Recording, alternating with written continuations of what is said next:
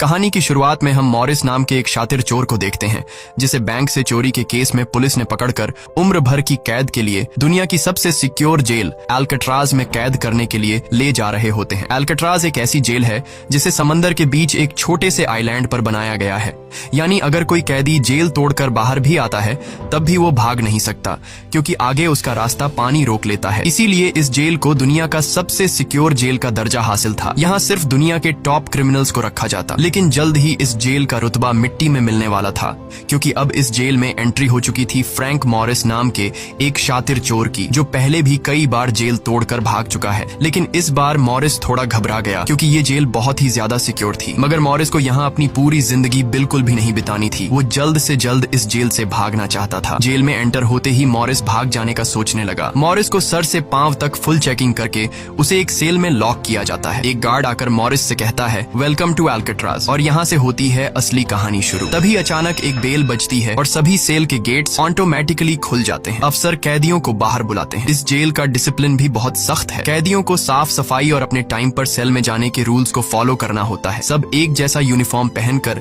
Line में breakfast खाने आ जाते हैं। मॉरिस के सामने लिटमस नाम का एक कैदी होता है। मॉरिस पूछता है कि मुझे तो कांटा ही नहीं मिला, अब मैं नूडल्स कैसे खाऊंगा? लिटमस उसे कहता है, अबे ये तेरा घर नहीं है, जो तुझे मिला है उसे चुपचाप खा ले। तभी वुल्फ नाम का एक खतरनाक कैदी मॉरिस को चिढ़ाने लग जाता है। वुल्फ से जेल में हर एक कैदी तंग था। वो यहाँ हर एक कैदी पर अपनी मनमानी चलाता था और उस पर बलात्कार के ढेर सारे केस भी हैं। इस जेल में एक से बढ़कर एक खतरनाक कैदी रखे जाते हैं। यहाँ लिटमस मॉरिस से थोड़ा खाना मांगता है और इस दौरान मॉरिस उसे अपनी प्लेट दे देता है। जब मॉरिस टेबल के नीचे से देखता है तो उसे पता चलता है कि लिटमस खुद खाना नहीं खा रहा बल्कि वो चूहे को दे रहा है। रात को एक गार्ड मॉरिस को वार्डन के पास लेके जाता है। जब मॉरिस वार्डन के ऑफिस में पहुंचता है तो वार्डन मॉरिस से कहता है कि मैं जानता हूं कि तुम बहुत ही शार्प माइंड हो और बहुत इंटेलिजेंट भी हो, लेकिन वो सब यहाँ किस काम का, क्योंकि तुम्हारे जैसे यहाँ कितने आए और गए पर यहाँ से कोई बच नहीं पाया। यहाँ कैदी बहुत ही स्ट्रिक्ट रूल्स फॉलो करते हैं। 2 महीने में एक बार ही कोई तुमसे मिलने आ सकता है और वो भी तब अगर मेरा मूड अच्छा हो। वार्डन बहुत ही सख्त इंसान है